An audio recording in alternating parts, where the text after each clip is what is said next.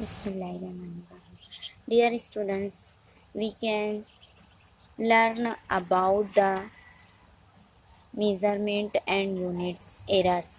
Previous lecture we can see error and its types. In this lecture we have obtained some formula about the errors. है ना? Errors के लिए जो formula है वो हम ऑब्टेन करेंगे. सबसे पहले मीन वैल्यू या अरिथमेटिक मीन के लिए क्या फार्मूला यूज़ होता है वो देखेंगे हम. मीन कोई भी मेज़रमेंट के लिए एन नंबर ऑफ रीडिंग्स ली जाती है. Suppose A1 A2 A3 up to AN. तो सबका समेशन एन नंबर से डिवाइड कर देंगे तो हमको मीन वैल्यू आ जाएगी और यही मीन वैल्यू कहलाती है अरिथमेटिक मीन. सेकंड है एब्सलूट एरर. एब्सलूट एरर जो है the magnitude of difference between mean value and each individual value. It is called absolute error. It is denoted by delta A. है ना, इससे denote किया जाता है. तो delta A1 for first reading, delta A1 is equal to determinant of A mean minus A1, यानी ये दोनों का डिफरेंस जो है वो कहलाएगा एब्सोल्यूट एरर. सेकंड रीडिंग के लिए for A2 A mean minus A2, this is delta A2, है ना, ये एब्सोल्यूट एरर सेकंड रीडिंग में. इसी तरह से एन नंबर ऑफ रीडिंग के लिए delta N A mean minus AN, तो ये एब्सोल्यूट एरर का फॉर्मूला हुआ. Mean absolute error is nothing but the arithmetic mean of all absolute errors, यानी जो हम एरर्स निकाले A1 delta A1 absolute error जो है delta A1 plus delta A2 plus dash dash delta AN divided by N. तो ये formula कहलाएगा mean absolute error का. अब यहाँ से हम n को कॉमन निकाल लेते हैं. 1/n is equal to summation of delta AI where I is equal to 1 up to n, है ना, 1 से n तक I की वैल्यू है. तो arithmetic mean of all absolute error is called mean absolute error. Next formula जो है वो रिलेटिव एरर का. Relative error is nothing but the ratio of mean absolute error to its arithmetic mean. जो हम delta A mean मालूम किए, mean absolute error, हाँ, उसको मीन अरिथमेटिक वैल्यू से या मीन वैल्यू से डिवाइड कर देंगे तो ये रिलेटिव एरर हमको मिल जाएगा. और यही रिलेटिव एरर के फॉर्मूले को 100 से मल्टीप्लाई कर देंगे तो परसेंटेज एरर मिल जाएगा, है ना. When relative error is represented as percentage, it is percentage error. ये परसेंटेज एरर का फॉर्मूला. अब कोई भी मेजरमेंट के लिए नेक्स्ट टॉपिक है हमारा कॉम्बिनेशन ऑफ एरर्स. कोई भी एक्सपेरिमेंट करने के दौरान जो है एरर्स कंबाइन होते जाते हैं. मीन्स सपोज अगर हम ओहम्स लॉ का एक्सपेरिमेंट कर रहे हैं तो उसमें रेजिस्टेंस की रीडिंग मालूम करना है, तो उसमें वोल्टेज और जो बैटरी का वोल्टेज है वो और रेजिस्टेंस और करंट, ये तीनों जो है, तीनों में अगर एरर आ रहा है तो एरर बढ़ते जाता है मेजरमेंट में. हाउ दिस एरर कंबाइन, यानी करंट का एरर भी कंबाइन होता है, रेजिस्टेंस का भी और पोटेंशियल डिफरेंस का. तो उसको कैसे कैलकुलेट करेंगे एरर को, उसके लिए ये फार्मूला है error in sum and in difference. जब दो रीडिंग की जमा की जाती है, suppose first reading A second reading B है, ये दोनों की जमा सम करेंगे तो इसमें कौन कौन से एरर जो है वो ऐड होंगे, या समेशन में कौन सा एरर हमको मिलेगा, कितना एरर मिलेगा, ये फाइंड आउट करेंगे हम. तो देखो यहाँ पे Z is equal to A plus B, ये दो रीडिंग्स है A एंड B, दोनों का summation Z plus delta Z is equal to, यहाँ पे delta Z is nothing but absolute error, है ना, एब्सोल्यूट एरर. अब एब्सोल्यूट एरर और मेन जो रीडिंग है Z, दोनों का समेशन जो है उसमें एब्सोल्यूट एरर हमको ऐड करना है. ऐड होकर जो मिलता है एब्सोल्यूट एरर उसको फाइंड आउट करना है। तो दोनों का एब्सोल्यूट एरर यहाँ पे जमा करेंगे, A plus minus delta A, B plus minus delta B, where delta A and delta B are absolute errors, है ना। अब ये दोनों की जमा करेंगे तो ए प्लस माइनस बी, यहाँ से ए यहाँ से बी एक कॉस में इकट्ठा कर लेंगे, plus minus A B delta A plus minus delta B. तो ये दोनों का समेशन हो गया plus minus delta Z is equal to, ये A plus B is nothing but Z. तो यहाँ से जेड और ये ए प्लस बी अगर हम निकाल दें तो ये इक्वेशन हो जाएगी plus minus delta Z is equal to plus minus delta A plus minus delta B. यानी maximum value of absolute error is obtain. ये जो एरर एब्सोल्यूट एरर हमको मिल रहा है तो दोनों के समेशन के बराबर हमको मिल रहा है, सम और डिफरेंस के बराबर मिल रहा है। डिफरेंस लेंगे तो एरर कम हो जाएगा, सम लेंगे तो ज़्यादा हो जाएगा। तो मैक्सिमम एरर हमको कितना मिलेगा, इट्स एब्सोल्यूट एरर के बराबर मिलेगा, है ना। दोनों के एब्सोल्यूट एरर की समेशन के बराबर मिलेगा यहाँ पे मैक्सिमम एरर। तो maximum error delta Z is equal to delta A plus delta B. ये सम और डिफरेंस मेथड में हमको मैक्सिमम एरर एब्सोल्यूट एरर के समेशन के बराबर मिलेगा। अब नेक्स्ट जो है वो देखेंगे errors in product and division.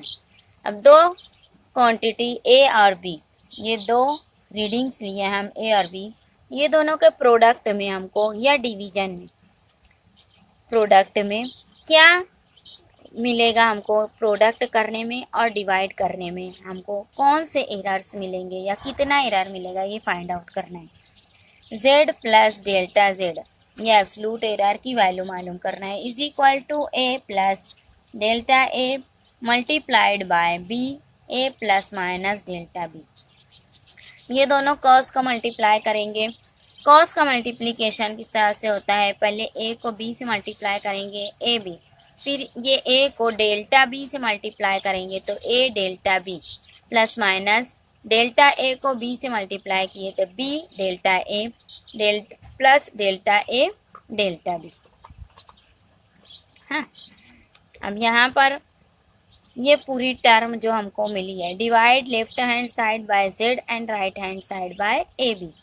अब देखो इसको डिवाइड करके देखते हैं हम, इसको z से लेफ्ट हैंड साइड को z से डिवाइड कर दिए, z upon Z plus minus delta Z upon Z is equal to A B upon A B, right hand side को ए बी से डिवाइड करेंगे।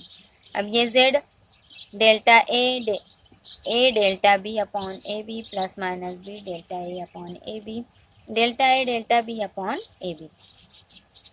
z अपॉन जेड 1 हो जाएगा, delta z upon Z is equal to ये भी A upon B, A B cancel हो गए हैं, है ना। अब यहाँ से अगर हम ए कैंसिल करते हैं तो डेल्टा बी अपॉन बी मिलेगा, यहाँ से बी कैंसिल हो गए अगर तो डेल्टा ए अपॉन ए मिलेगा, और delta A upon A delta B upon B. ये जो टर्म आई है हमारे पास उसमें delta A upon A delta B upon B, यानी ये वाली टर्म जो आखिरी की है, it is very small so it is neglected, उसको निगलेक्ट कर देंगे, है ना। ये टर्म जो है वो स्मॉल है इसलिए उसको मिनिमम, ये एब्सोल्यूट एरर है ना, it is very very small. Absolute error को उस रीडिंग से जो है डिवाइड कर देंगे तो बहुत छोटी टर्म आएगी, उसको हम निगलेक्ट कर देंगे। तो अब हमारी इक्वेशन हो गई delta Z upon Z is equal to delta A upon A delta B upon B. यानी यहाँ पे प्रोडक्ट और डिवीजन में जो हमको एरर मिलेगा, it is maximum error is sum of relative error delta A upon A, it is nothing but relative error. ये relative error का formula absolute error upon mean error, है ना, मीन वैल्यू। तो यहाँ पे ये दोनों जो है दोनों की सम के बराबर आएगा। मैक्सिमम एरर कितना मिलेगा, sum of relative errors, sum of relative errors. इसी तरह से error in power, error due to power, third one, z का power z is equal to A cube, है ना। एक रीडिंग है ए, उसका हम पावर 3 ले लेते हैं और यहाँ पे उसका एरर मालूम करते हैं। A cube means A is multiplied by A is multiplied by A. Delta Z upon Z is equal to delta A upon A delta plus delta A upon A plus delta A upon A, है ना। तो यहाँ पे z is equal to a का power n, ये absolute error upon error, absolute error upon reading या mean value, absolute error upon mean value. तो ये भी जो है वो रिलेटिव एरर के बराबर आया। z is equal to a raise to n, जैसा कि हम यहाँ पे लिए हैं z is equal to A cube.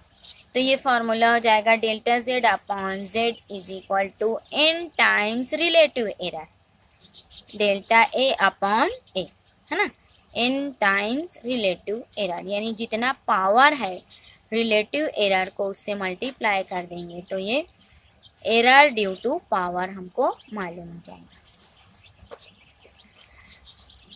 Next हमारा टॉपिक है सिग्निफिकेंट फिगर।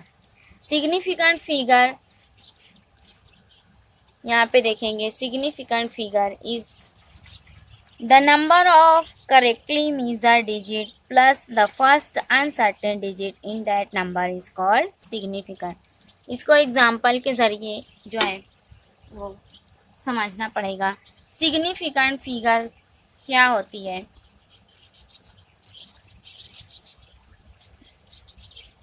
पहले हम देखेंगे rules for the determination of significant figure.